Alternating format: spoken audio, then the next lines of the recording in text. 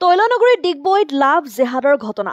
লাভ জেহাদৰ বলি হ'ল এগৰাকী কিশোৰী। ডিগবৈ মিছনপাৰাৰ নিবাসী প্ৰকাশ দেৰ 15 বছৰীয়া কন্যাক চল চাতুৰিৰে 48 ঊৰ্ধৰ লম্পট ৰাজু আলীয়ে পলুৱাই লৈ যোৱাৰ অভিযোগ। ডিগবৈ আৰক্ষী থানাত সমগ্ৰ ঘটনা সন্দৰ্ভত এজাহাৰ দাখিল কৰিছে পৰিয়ালে। অভিযোগ অনুসৰি ৰাজু আলীৰ পূৰ্বেই আছে দুগৰাকীকৈ পত্নী। কিশোৰীগৰাকীৰ সন্ধানত ডিগবৈ আৰক্ষীয়ে তদন্ত অব্যাহত ৰাখিছে।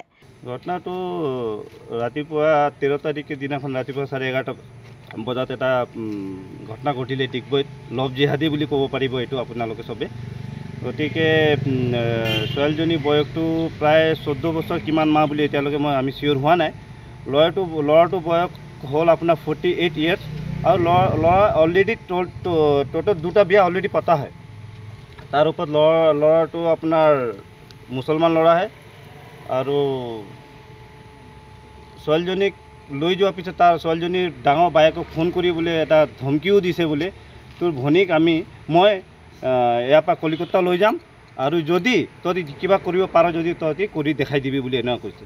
আৰু কথাটো এইটোৱে হ'ল কি আজিৰ পৰা কেইদিন আগত ডিগবৈত তেনেকুৱা লভ জিহাদৰ ঘটনা ঘটিয়ে আছে আৰু এইটো কেছটো আমাৰ ওচৰত আহিছে বুলিহে আজি আমি গম পাইছোঁ। 13 তাৰিখেৰে ঘটনা ঘটি যোৱা ঘটনাটো আমি 19 তাৰিখে গম পাইছোঁ। কাৰণ এইকাৰণে কি আমাৰ ওচৰত আহিলে বুলিহে গম পাইছোঁ।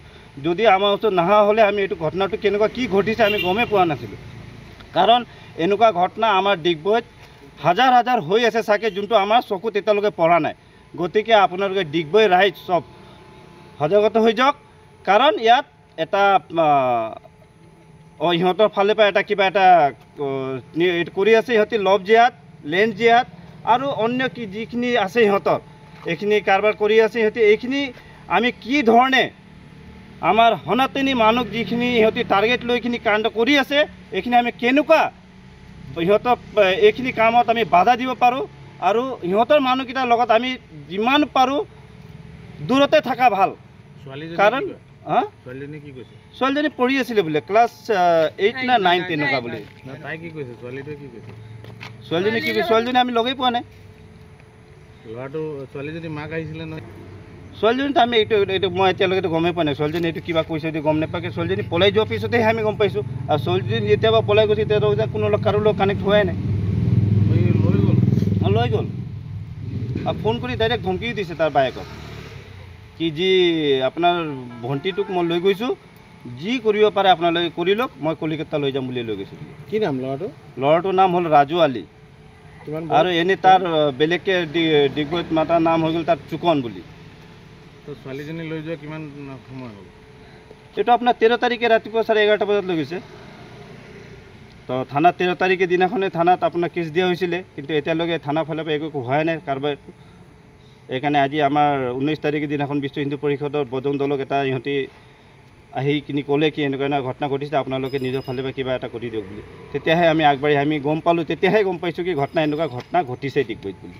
তেতিয়াহে আমি গোটেই বজৰং দল আৰু বিশ্ব হিন্দু পৰিষদৰ ফালৰ পৰা আমি আহি ইহঁতক সহায় কৰিবৰ কাৰণে।